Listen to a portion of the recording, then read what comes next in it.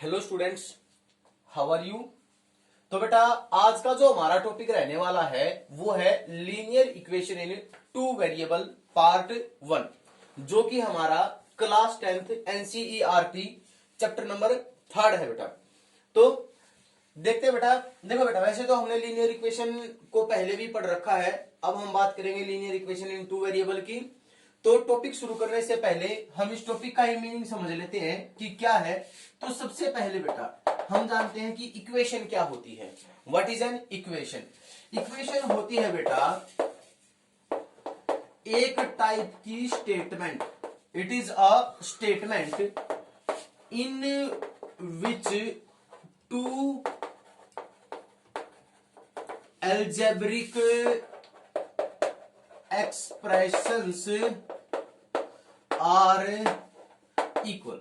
Means ऐसी statement जिसमें दो एल्जेब्रिक एक्सप्रेशन हमारे क्या होते हैं बेटा, इक्वल होते हैं, उस चीज को हम क्या कहते हैं, एक इक्वेशन कहते हैं। मीन्स देखो मैंने लिखा 9x² प्लस 7x प्लस 8।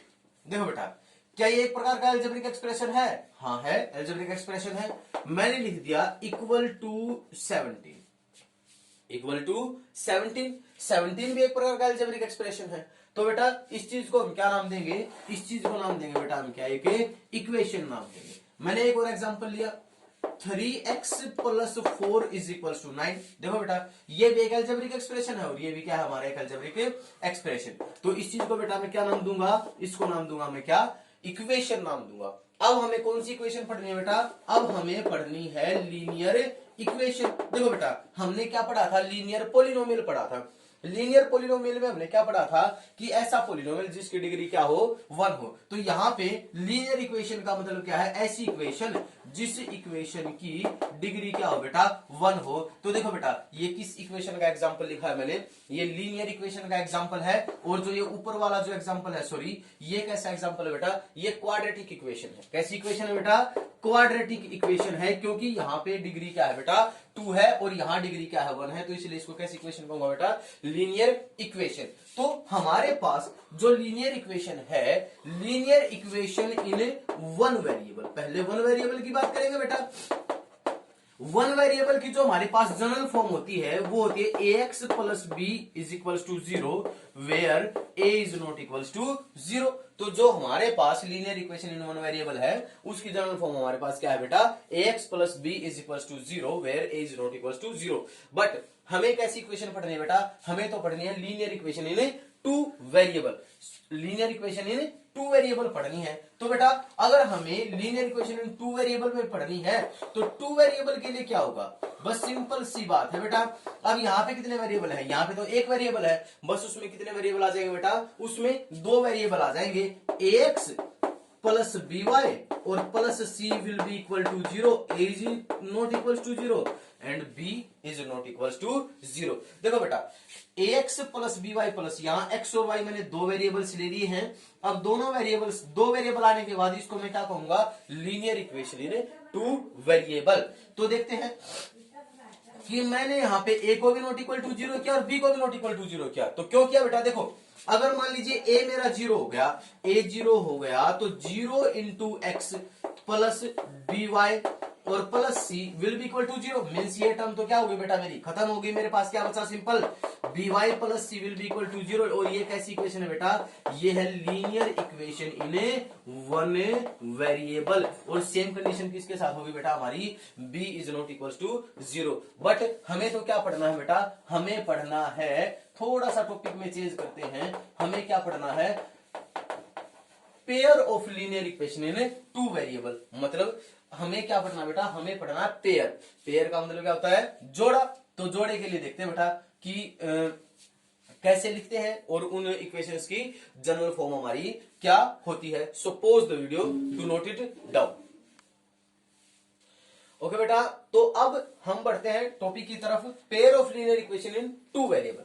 तो उसकी जो जनरल फॉर्म होती है बेटा, जो हमारे पास उसकी जनरल फॉर्म होती है वो क्या है बेटा, a1x plus b1y plus c1 equal to 0। ये तो होगी बेटा मेरे पास क्या, एक इक्वेशन जो कि मैंने अभी बताई थी।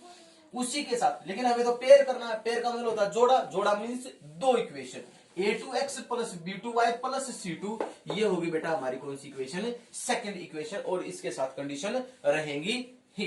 तो अब बात करते हैं बेटा इसके आगे, solution of linear equation in two variable. Sorry, इससे पहले इनके एग्जांपल्स और देख लेते हैं एक दो। अब हम इनके हिसाब से जितना मर्जी हम एग्जांपल्स लिखना चाहें लिख सकते हैं। मान लीजिए बेटा मैंने लिखा x plus 3y is equals to 4, और मैंने लिखा 2x plus 4y is equals to 6। तो देखो बेटा ये मेरी एक इक्वेशन हो गई, ये हो गई मेरी दूसरी। अब मैं ऐसे ऐसे जितना मर्जी उतने एग्जांपल से लिख सकता हूं। अब बात करें इनके सॉल्यूशन की, कि सॉल्यूशन क्या होता है। सॉल्यूशन के बारे में बात करते हैं। मैंने एक सिंपल सी लाइन लिखी है, value of variable that satisfies both the linear equation, means variable की वो वैल्यू जो उन दोनों इक्वेशंस को क्या करती हो, सेटिस्फाई करती हो, उसे क्या कहेंगे हम, सॉल्यूशन ऑफ लीनियर इक्वेशन। देखो बेटा मैं एक सिंपल सा एग्जांपल लेके चलो। मैंने लिखा कि 3x plus 4 is equals to 9, तो यहां पे मैंने 3x is equals to 5 and x is equals to 5/3। तो देखो बेटा यहां पे जो मेरी x की वैल्यू आई, जब मैं इस x की वैल्यू को इस इक्वेशन में पुट करूंगा तो ये वैल्यू इस इक्वेशन को क्या करेगी बेटा, सेटिस्फाई करेगी। देख लो एक बार, मैंने लिखा 3 इंटू 5/3 और प्लस 4, 3 से 3 कैंसिल, तो 5 प्लस 4 मेरा क्या आ गया बेटा 9। मीन्स इस x की वैल्यू को मैं क्या कहूंगा, solution of this linear equation. तो बेटा ऐसे ही यहां से हमारे पास x की और y की वैल्यूज आएंगी। उन वैल्यूज को, जो x की और y की वो वैल्यूज जो इस इक्वेशन को भी सेटिस्फाई करे और इस इक्वेशन को भी क्या करे बेटा, सेटिस्फाई करे, उसको हम क्या कहेंगे, solution of the given linear equations, या फिर solution of the given pair of linear equations. So pause the video to note it down. Okay बेटा, सॉल्यूशन में ही अब हम आगे पढ़ते हैं। देखो बेटा अभी मैंने क्या बताया कि वेरिएबल की वो वैल्यू जो उन दोनों इक्वेशंस को सेटिस्फाई करे उसे हम क्या कहेंगे, solution of the given pair of linear equations. अब थोड़ा सा हम ग्राफिकल सॉल्यूशन की बात करते हैं, कि भाई ग्राफिकल सॉल्यूशन की बात करते हैं पेयर ऑफ लीनियर इक्वेशंस की। तो हमने 9th क्लास में पढ़ा था, क्या पढ़ा था 9th क्लास में, कि हमारे पास कोई भी एक लीनियर इक्वेशन है और उस लीनियर इक्वेशन का बेटा हमारे पास ग्राफ कैसा होता है, स्ट्रेट लाइन। उसका ग्राफ हमारे पास कैसा होगा बेटा, हमारे पास उसका ग्राफ होगा स्ट्रेट लाइन। तो अब हम क्या पढ़ रहे हैं, pair of linear equation in two variable.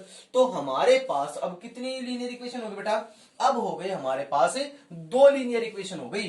तो अब जब ग्राफ आएगा तो उस ग्राफ में कितनी स्ट्रेट लाइन आएंगी बेटा, 2 स्ट्रेट लाइन आएंगी। 2 स्ट्रेट लाइन आ सकती है।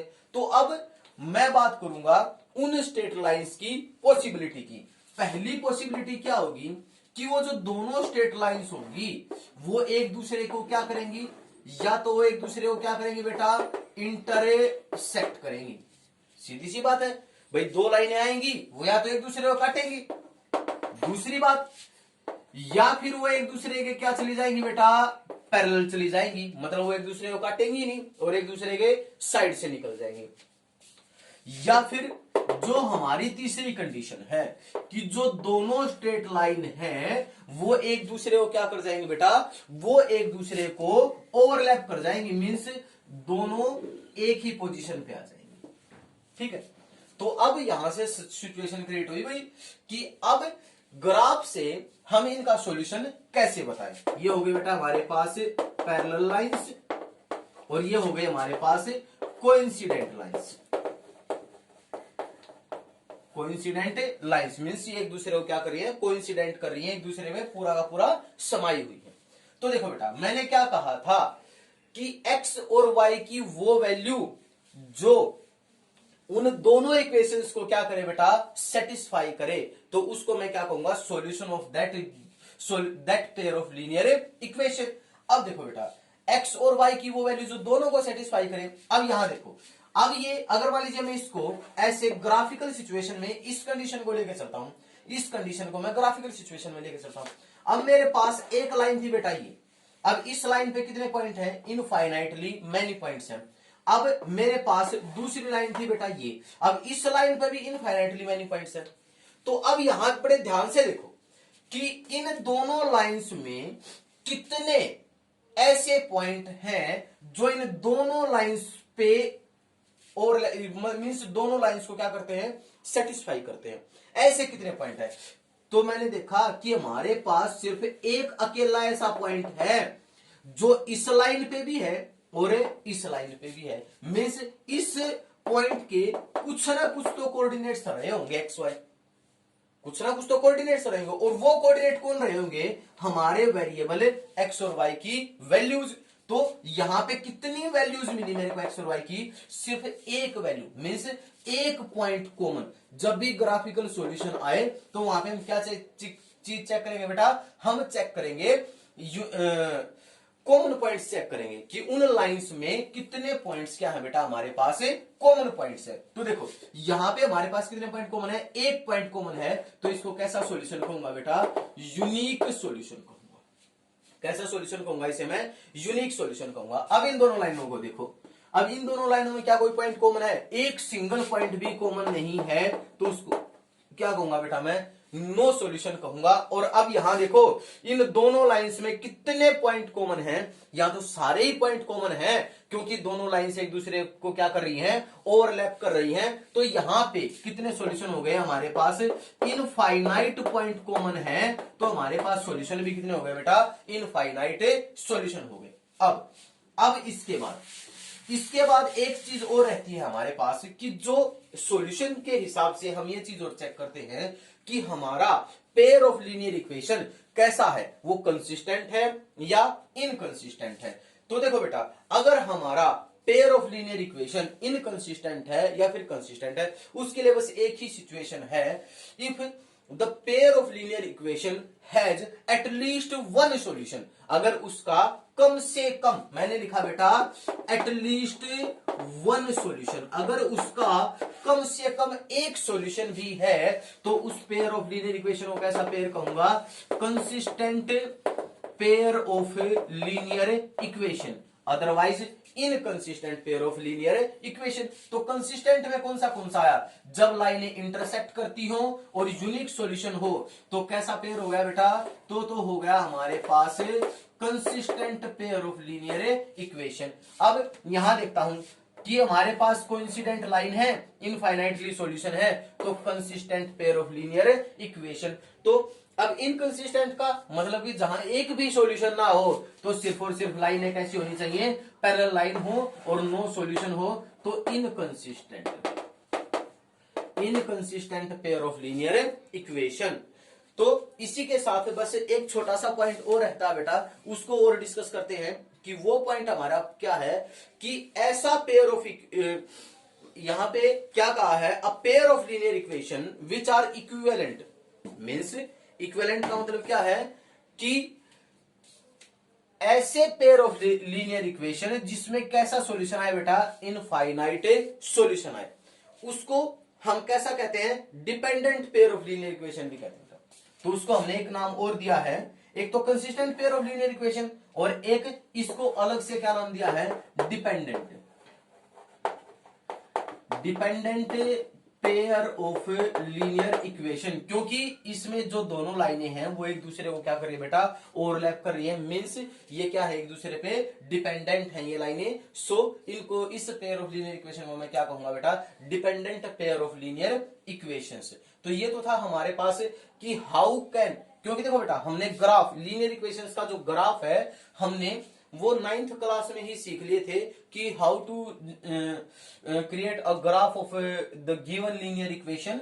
सो हमें कोई दिक्कत नहीं आएगी ग्राफ से कि भाई कैसा सॉल्यूशन है कैसा नहीं है। इससे रिलेटेड एक एग्जांपल देखते हैं, ग्राफिकल सॉल्यूशन से रिलेटेड हम एक सिंपल सा एग्जांपल देखते हैं, उससे हमें और भी क्लियर हो जाएगा कि हाउ कैन वी फाइंड कि that what type of lines there are, unique solution है या नहीं है, पेयर ऑफ लीनियर इक्वेशन कैसा है, लाइनें कैसी हैं, तो उसके लिए देखते हैं एक एग्जांपल।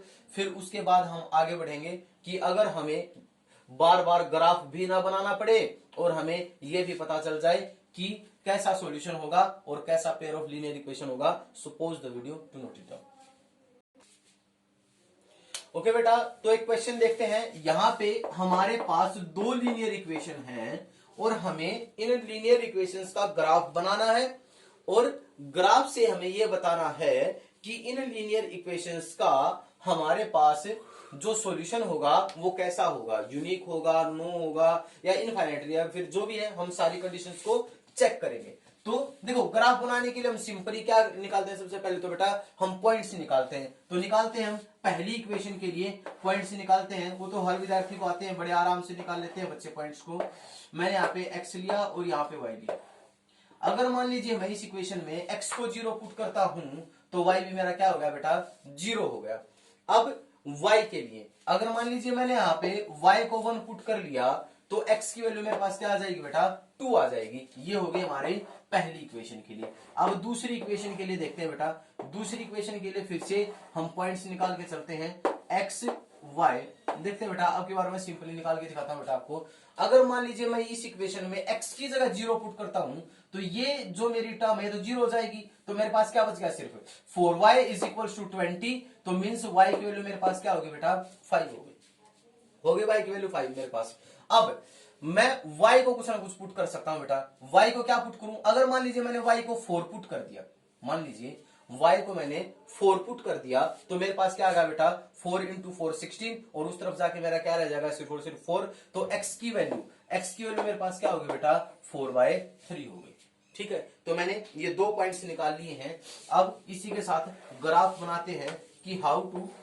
ये ग्राफ बनाना बेटा आप सबको आता है कि 9th क्लास में आपने बड़े अच्छे से सीखा था कि ग्राफ कैसे बनाते हैं। ठीक है, तो मैंने एक्स एक्सिस पे सारे के सारे पॉजिटिव ही हैं। तो 1 2 3 4। अब y में देखते हैं, y में थोड़ा सा इंक्रीज कर लेता हूं मैं, 1 2 3 4 और 5। ठीक है, तो बेटा मैंने देखा x की वैल्यू 0 थी तो y की भी वैल्यू 0 थी। अब x की वैल्यू मेरे पास 2 थी तो y की वैल्यू मेरे पास क्या थी बेटा, 1 थी। तो मेरे पास ग्राफ आया। इसके लिए ये आई मेरे पास एक स्ट्रेट लाइन जो कि हमारी इक्वेशन नंबर 1 की स्ट्रेट लाइन थी। अब x की वैल्यू मेरे पास 0 थी तो बेटा y की वैल्यू मेरे पास क्या थी, 5 थी। अब x की वैल्यू 4/3 मीन्स 1 पॉइंट समथिंग थी, 1 पॉइंट समथिंग मैंने यहां ले लिया बेटा। और y की वैल्यू मेरे पास क्या थी, y की वैल्यू थी बेटा मेरे पास 4। तो फिर से मैंने ग्राफ लिया तो ये आया बेटा। मतलब ये दोनों लाइनें एक दूसरे को क्या कर रही है बेटा, एक दूसरे को कहीं ना कहीं कट कर रही हैं। यहाँ पे ये दोनों लाइनें एक दूसरे को क्या कर रही है बेटा, कट कर रही हैं। तो कैसा सॉल्यूशन हो गया यहाँ पे हमारा, ये हो गया बेटा हमारे पास यूनिक सॉल्यूशन। यूनिक सॉल्यूशन हो गया, इन ग्राफ से हमने निकाला आराम से। ये हो गया बेटा हमारे पास क्या, यूनिक सॉल्यूशन। अगर यूनिक सॉल्यूशन है तो पेयर कैसा हुआ, consistent pair of linear equation. अब तीसरी बात, लाइनें कैसी है हमारी, लाइनें है बेटा हमारी इंटरसेक्टिंग लाइंस। तो बेटा इस प्रकार से हमने ग्राफ बनाया और उस ग्राफ से हमने ये तीनों चीजें फाइंड आउट करी कि हमारा पेयर ऑफ लीनियर इक्वेशन कैसा है, लाइनें कैसी हैं और सॉल्यूशन कैसा है। तो जो हमारी एक्सरसाइज 3.1 है उसमें कुछ इस प्रकार से हमें क्वेश्चंस के ग्राफ बनाने हैं और हमें उनको सोल्व करना है। ठीक है, तो suppose the video to note it down.